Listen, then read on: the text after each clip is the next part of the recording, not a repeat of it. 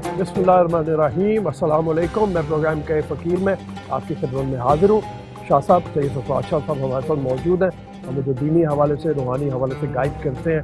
पिछले प्रोग्राम में एक बात जो दीनियात के हवाले से आ रही थी और उसमें शाह साहब ने ये बात कही जो बहुत अहम बात थी कि हमारे ज़माने में बच्चे को उसकी ज़हनी इस्तिताअत के मुताबिक क्लास 1 से दीनियात का इल्म देना शुरू कर दिया जाता था।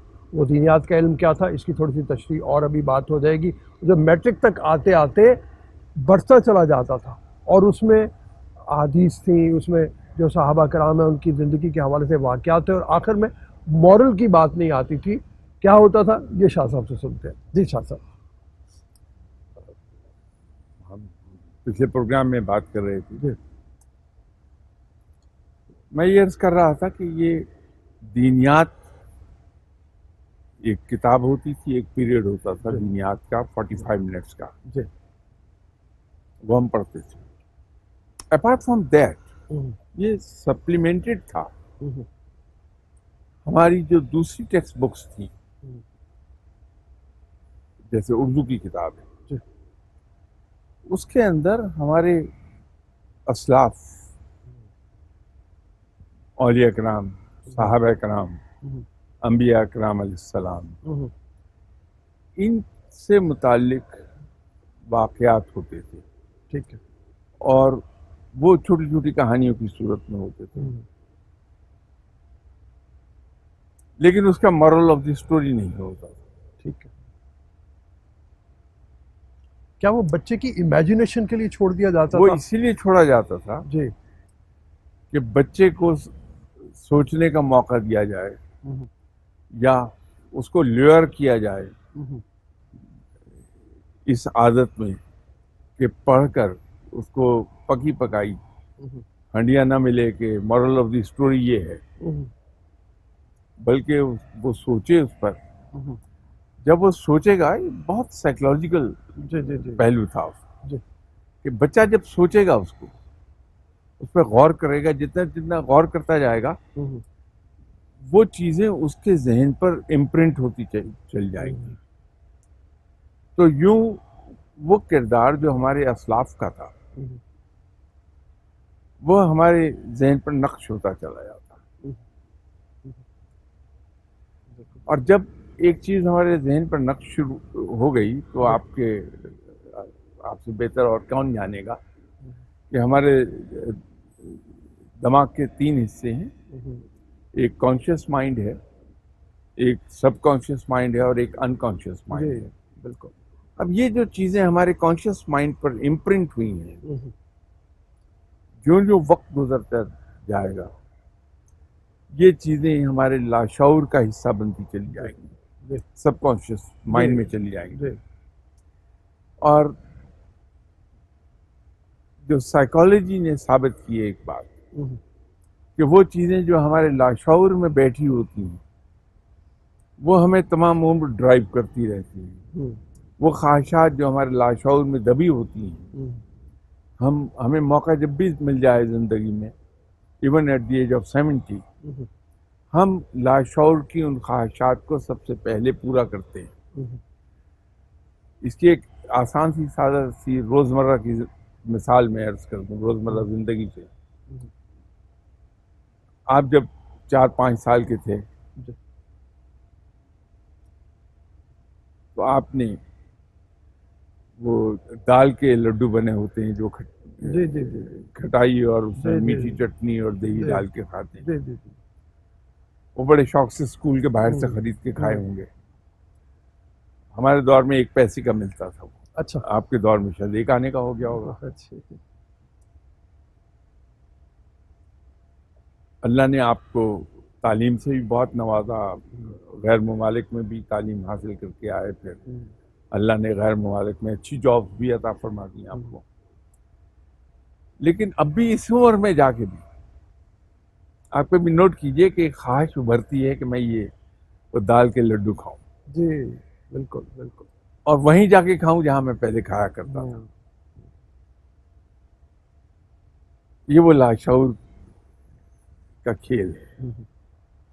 शऊरी तौर पर तो आप इस बात के मुखालिफ होंगे کہ میں سڑک کے کنارے کیسے کھڑا ہو کے کھاؤں گا اس عمر میں، لیکن لاشعور آپ کو ڈرائیو کرتا ہے ادھر کوئی، اور عام طور پر وہ اوور ویلم کر جائے گا، وہ اوور رائڈ کر دیتا ہے کانشیس مائنڈ کو. تو وہ چیزیں جو لاشعور میں بچے کے بیٹھ گئی ہیں وہ زندگی میں اس کے رویوں کو ڈرائیو کریں گے. ایک کہانی معلوم نہیں، شاید کلاس 5 میں پڑھی ہوگی میں نے، اس کی جو گہری ڈیٹیلز ہیں، ان ڈیپتھ ڈیٹیل تو مجھے یوں یاد نہیں رہے گی کہ میں ان صحابی کا نام بھول گیا، کیونکہ میں نے تو جب میں کلاس 5 میں تھا اس کو 65 سال گزر گئے، تو وہ نام محو ہو گیا میرے ذہن سے، لیکن قصہ پورا یاد ہے کہ ایک صحابی کے گھر کے دروازے پہ ایک بڑا تیز نوک ہوا. تو آپ تشریف لے گئے، رات کا وقت تھا، دروازہ کھولا، دیکھا تو ایک صاحب وہاں کھڑے ہیں جن کے کپڑوں پر خون ہے اور ہاتھ میں ننگی تلوار ہے جس سے خون ٹپک رہا ہے. تو اس آدمی نے جلدی جلدی ان صحابی سے کہا کہ میرے دشمن میرے پیچھے ہیں، میں ان سے مقابلہ کرتا ہوا بھاگ کر جان بچا کے آیا ہوں، مجھے پناہ دے دیجیے. انہوں نے کہا کہ آ جاؤ اندر. اس کو لے جا کے بٹھا دیا کمرے میں اور اس سے کہا کہ تم یہاں بیٹھو، میں تمہارے دوسرے کپڑے لے آؤں تاکہ یہ خون آلود کپڑے اتار دو اور نہا لو، شاور لے لو، اتنی دیر میں تمہارے لیے کھانا وغیرہ میں بنوا لیتا ہوں. وہ یہ کہہ کے اندر چلے گئے انتظامات کے لیے. تھوڑی دیر میں ان کے مین ڈور پر شور سنائی دیا، نوک کیا، گئے، دروازہ کھولا تو ان کے اہل محلہ تھے وہاں. اہل محلہ نے بڑے باادب ہو کر یہ کہا کہ ایک آپ کا جو اکلوتا بیٹا ہے اس کو قتل کر کے چوراہے پر ایک آدمی ادھر بھاگا ہے، کہیں آپ کے پاس تو نہیں آیا؟ آپ چپ ہو گئے. انہوں نے کہا کہ اگر آئے تو آپ اسے پکڑ لیجیے گا. انہوں نے کہا کہ ٹھیک ہے، دروازہ بند کر دیا. واپس گئے اس آدمی کے پاس، انہوں نے کہا کہ دیکھو جس شخص کو تم قتل کر کے بھاگے ہو وہ میرا بیٹا تھا، تو میرے استبل کا سب سے تیز رفتار بہترین گھوڑا تیار ہے، کھڑا ہے، یہ گٹھی زیادہ راہ ہے. میرے اہل محلہ تمہیں تلاش کر رہے ہیں دوسرے علاقوں میں، جتنی جلدی ممکن ہو تم یہاں سے نکل جاؤ، پیشتر اس کے کہ میرا ضبط جواب دے جائے. تو اس کو کھانے پینے کا سامان بھی دیا، اشرفیاں بھی دیں، اپنا ذاتی گھوڑا بھی دیا، چلے جاؤ. اب یہ کہانی یہاں ہماری کتاب میں ختم ہو گئی. شاید کلاس 4 یا کلاس 5 کا قصہ ہوگا. آج 65 سال کے بعد بھی، 66 سال کے بعد بھی یہ کہانی مجھے یاد ہے. اب یہ لاشعور میں کہیں سٹور ہوئی ہوئی ہے، لانگ ٹرم میموری کا جو خانہ ہے میرے برین کا، وہ اس کے اندر سٹور ہے. لیکن یہ جو کہانیاں ہم نے پڑھی ہیں یہ یقینی طور پر جو بچہ جو کہانیاں پڑھتا ہے بچے کے رویوں کو ڈائریکٹ کرتی ہیں، اس کو ٹرین کرتی ہیں. تو نظام تعلیم کی بات آپ پچھلے پروگرام میں فرما رہے تھے، بات وہاں سے اصل میں شروع ہوئی تھی کہ ہمیں نظام تعلیم جو سلیبس ہم سیٹ کرتے ہیں،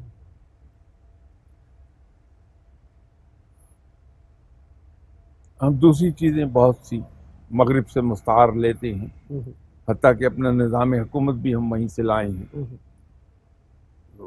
جمہوریت. جی تو جہاں یہ سب کچھ ہم وہاں سے مستعار لیتے ہیں، وہاں سے ہم کم سے کم ایک چیز دیکھ سکتے ہیں کہ وہ اپنے بچوں کے سلیبس سیٹ کرتے ہیں. وہ کیسے کرتے ہیں اور پھر ان کو ڈائنامک کیسے بناتے ہیں، وہ وقت کے ساتھ ساتھ چینج ہوتے چلے جائیں. اب وہ مغرب ہے، ان کے حالات، ان کا انوائرمنٹ، ان کا سوشل ویلیوز، ان کا رہن سہن، وہ ان کا اپنا ہے.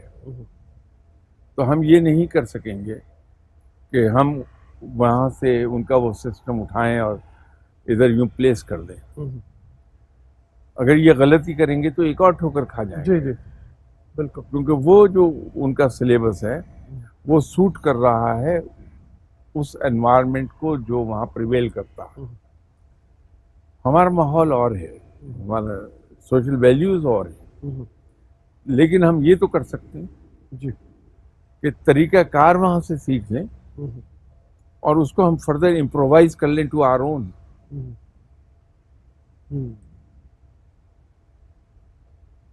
بالکل صحیح. تو یہاں ہمیں ہر معاملے میں سبجیکٹو سے ہٹ کے آبجیکٹو ہونا ہوگا.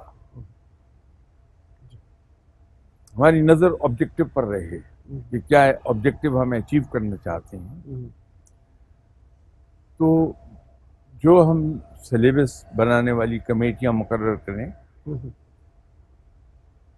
اس میں یہ آبجیکٹو وہ اوور رائڈ کر رہا ہو تمام دوسرے فیکٹرز کو، تو ہی وہ چلے گا.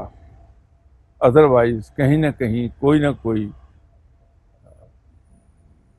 پاٹ ہول آئے گا، پیٹ ہول آئے گا، ہم ٹھوکر کھا جائیں. آبجیکٹو کا سامنے رکھنا بڑا ضروری ہے کہ ہمارا اصل آبجیکٹو کیا ہے. ایک چھوٹی سی مثال میں آپ کو دینا چاہ رہا ہوں ان کے ہاں تعلیم کے حوالے سے، کہ ایک کتاب ہے صوفیز ورلڈ، آپ نے بھی ضرور دیکھی ہوگی. اس کا اردو میں ترجمہ صوفی کی دنیا کے نام سے بھی ہو گیا.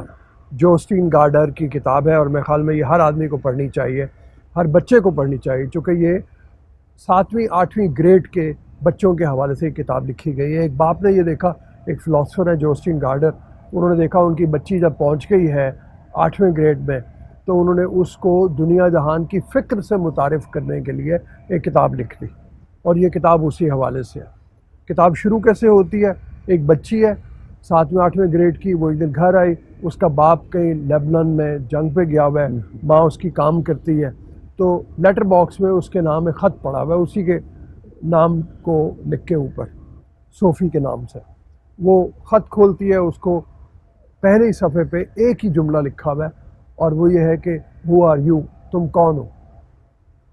اور وہاں سے سوچنا شروع کرتی ہے کہ میں کون ہوں، اس سے کیا مراد ہے، کیا میں صوفی ہوں، 8ویں گریڈ میں پڑھتی ہوں، وغیرہ وغیرہ. ایک تجسس کی دنیا اس کے لیے کھلتی ہے.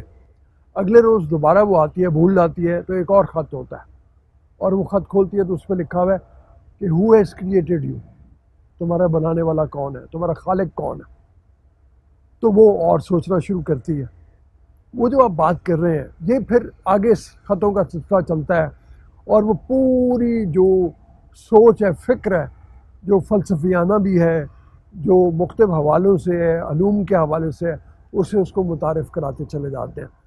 بہت کمی ہے ایسی کتابوں کی ہمارے یہاں.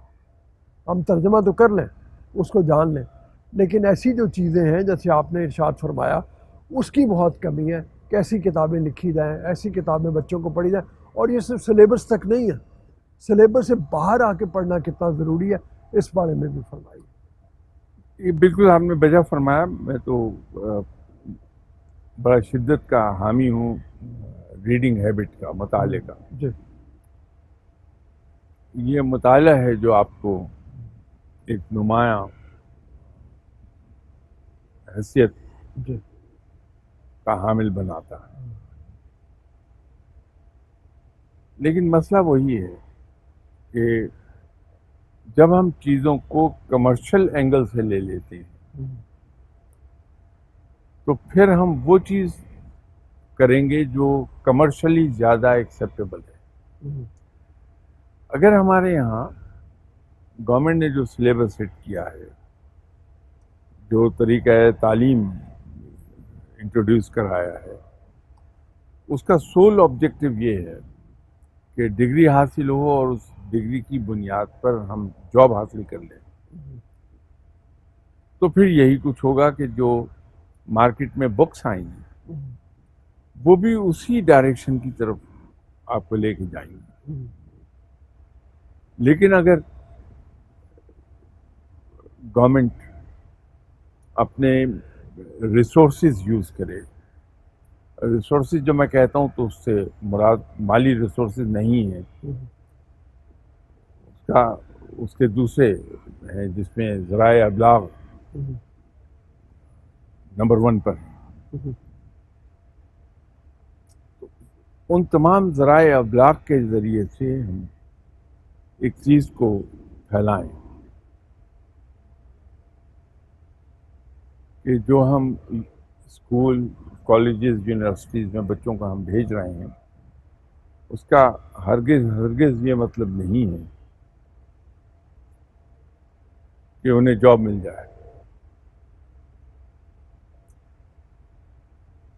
دنیا بھر میں ایک چیز ہے کہ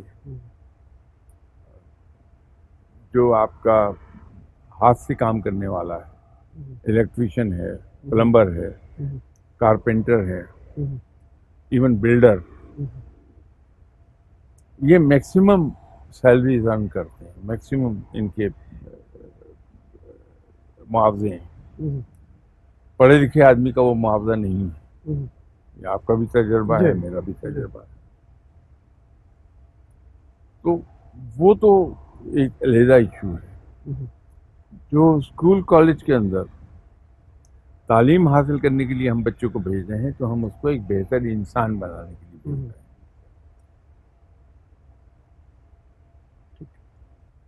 جب یہ آبجیکٹو آ جائے گا تو جو کتابیں لکھی جائیں گی وہ پھر اسی ضمن میں ہوں گی، اور جب یہ کتابیں لکھی جائیں گی تو مطالعہ کرنے کے جو عادی لوگ ہیں ان کو مطالعہ کرنے کے لیے جو کتابیں ملیں گی وہ موسٹلی انہی لائنز پر ملیں گی، اور اس سے وہ فردر ہم سیکھتے چلے جائیں گے. یہ عمل چراغ سے چراغ جلتا چلا جائے گا. آج اگر ہم دیکھیں اپنے ہمارے جتنے بھی سسٹمز ہیں ان کو جب ہم گہرائی سے اسٹڈی کرتے ہیں تو ہمیں وہاں اور چیزوں کے ساتھ ساتھ جو سب سے بڑی چیز لیک کرتی ہوئی نظر آتی ہے وہ ہمارے آبجیکٹیوز ہیں، کہ آبجیکٹیو کہیں ہم نہیں رکھتے ہیں کوئی. باقی قومیں سب اپنے long term objectives, mid term objectives, short term objectives وہ سامنے رکھتی ہیں، اور ان کی تمام تر پلاننگ اور تمام تر ایفرٹ اس ایک پرٹیکولر ڈائریکشن میں ہوتی ہے کہ ہمیں یہ آبجیکٹیوز اچیو کرنے ہیں. جو زندہ قومیں ہیں وہ تو اپنے آبجیکٹیوز کو، میں تو صرف short term, mid term, long term objectives کی بات کر رہا ہوں، وہ تو اس کو فردر سپلٹ کر لیتی ہیں ایئرلی آبجیکٹیوز پر، تو ہی وہ ایک خاص ڈائریکشن میں چلتی ہیں. ایک وقت ہم پر تھا، ایسا نہیں کہ ہم ہمیشہ سے ایسے تھے، ہم بھی ایک زبردست زندہ قوم تھے. تو جب ہم آبجیکٹیوز کو سامنے رکھ کے چل رہے تھے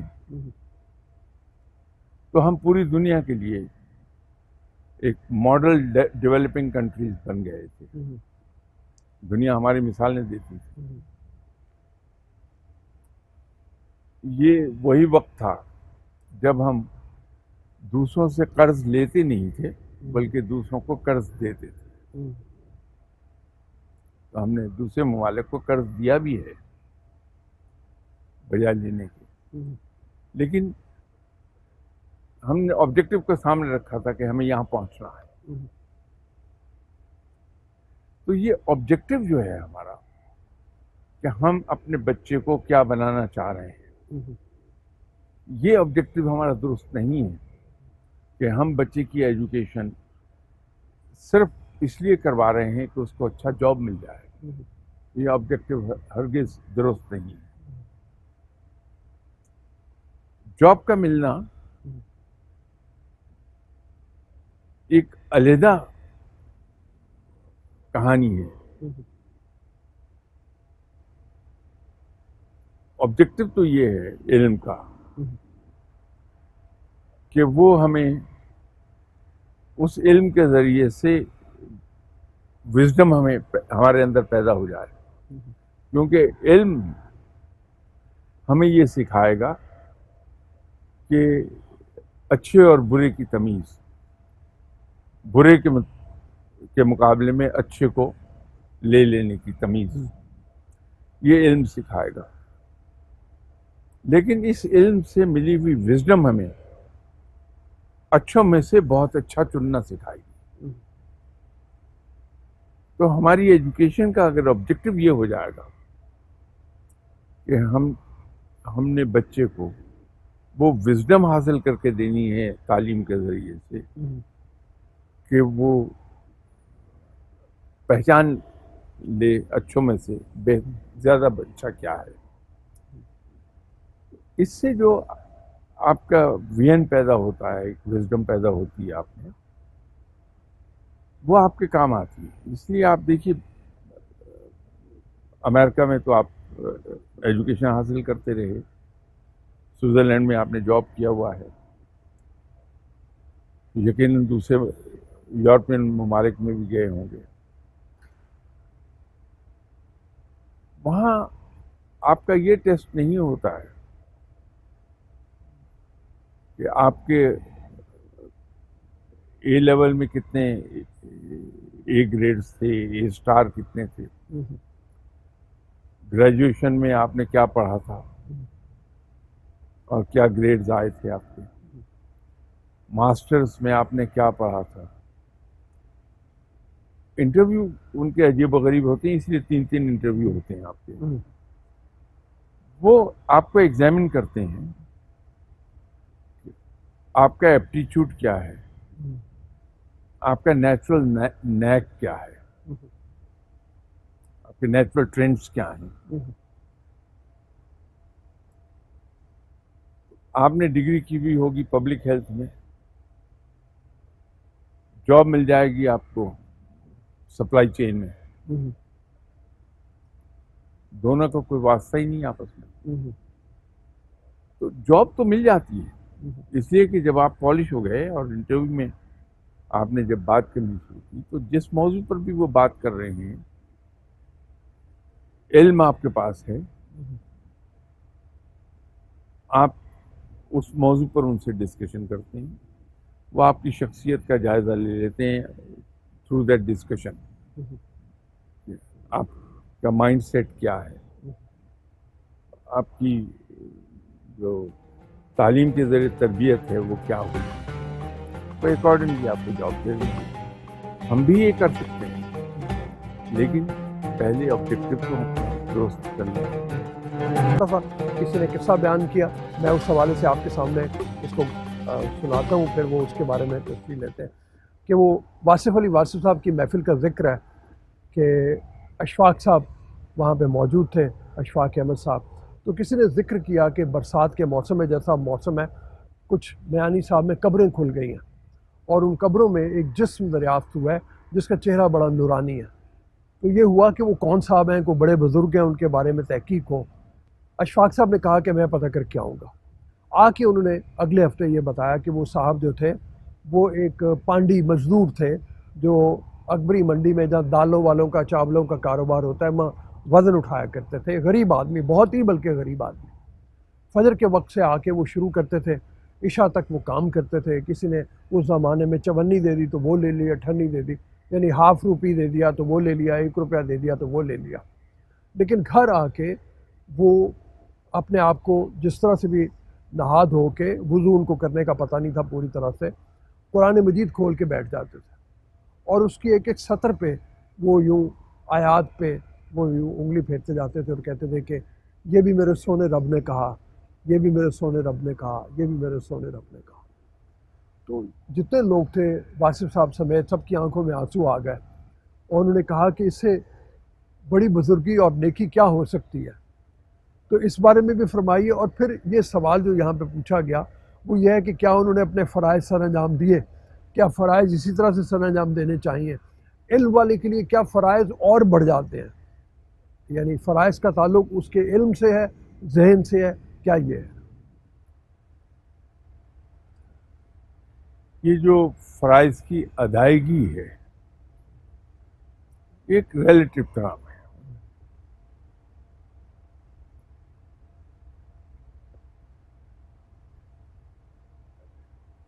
علم کا حاصل کرنا ہر مسلمان عورت پر فرض، مسلمان مرد اور عورت پر فرض ہے.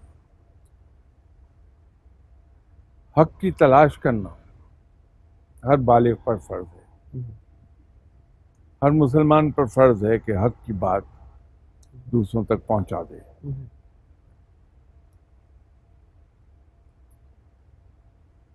اب یہ تو وہ ہے جو اصولی بات ہے. ایک چیز ہے جو انسان کو اس کی مرضی کے خلاف بھی ڈرائیو کر لیتی ہے، وہ ہیں اس کے سرکمسٹانسز، کہ ایسے حالات میں ہے کہ چاہنے کے باوجود کام نہیں کر پاتا.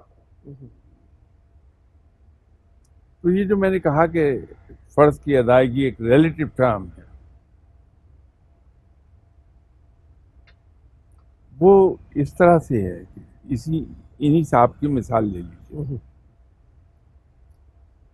اس کے سرکمسٹانسز ایسے تھے کہ یہ صبح منہ اندھیرے نماز کے بعد کام پر چلا گیا، سارا دن اس نے مزدوری کی ہے، بوجھ اٹھایا ہے. تو تقریباً اس نے 15 گھنٹے روز کا کام کیا. بائی دا ٹائم وہ گھر پہنچے گا تو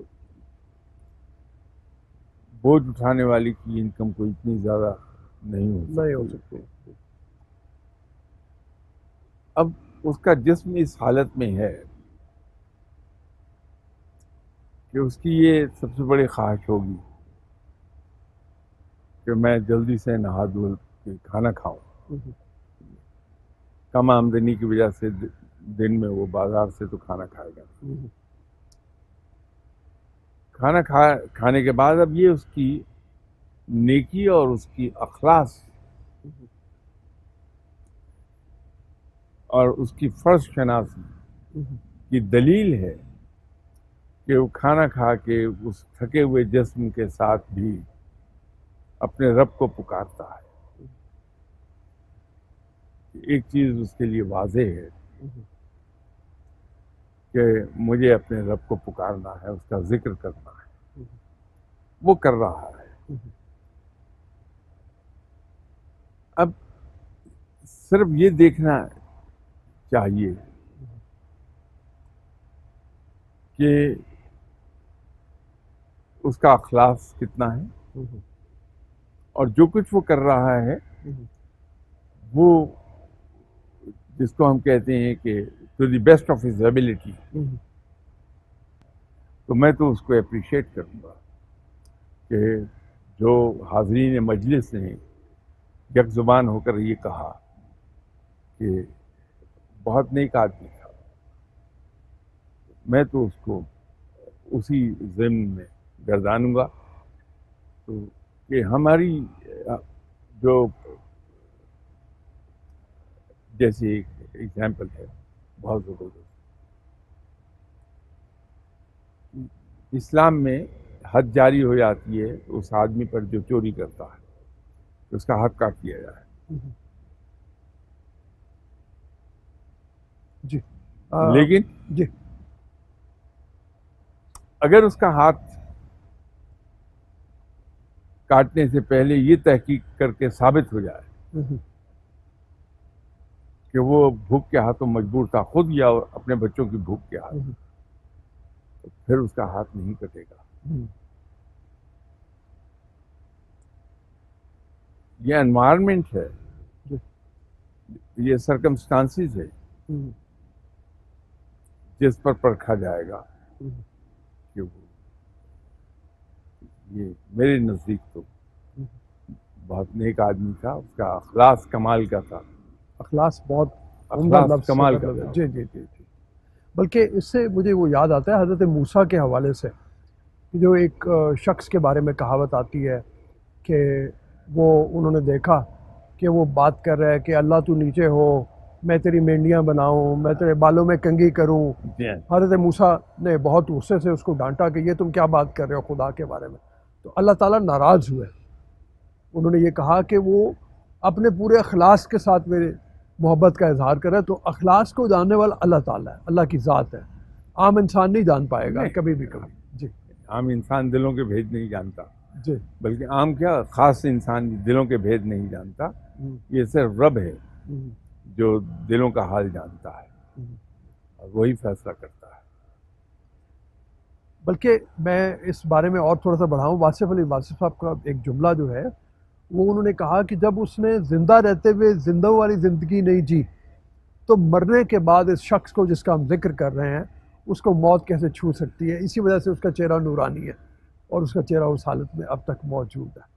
اچھا، اب فرائض جو ہیں تھوڑا سا اور آگے مطلب اس میں مطلب وہ دیکھ لیں کہ آپ کی جو بات میری سمجھ میں آ رہی ہے کہ اخلاص کا تعلق تو اس وقت ہو گیا جس وقت اس سے علم کم ہے اور اس نے اپنے اخلاص کے مطابق جو اس کی سمجھ میں آیا، لیکن پھر جو آدمی جتنا علم والا ہو رہا ہے جتنا اس کا اس پہ اتنے فرائض لازم ہوتے چلے جا رہے ہیں، اتنا ہی اس کی پوچھ گچھ زیادہ ہو گئی ہے، جی اس کو اتنا ہی زیادہ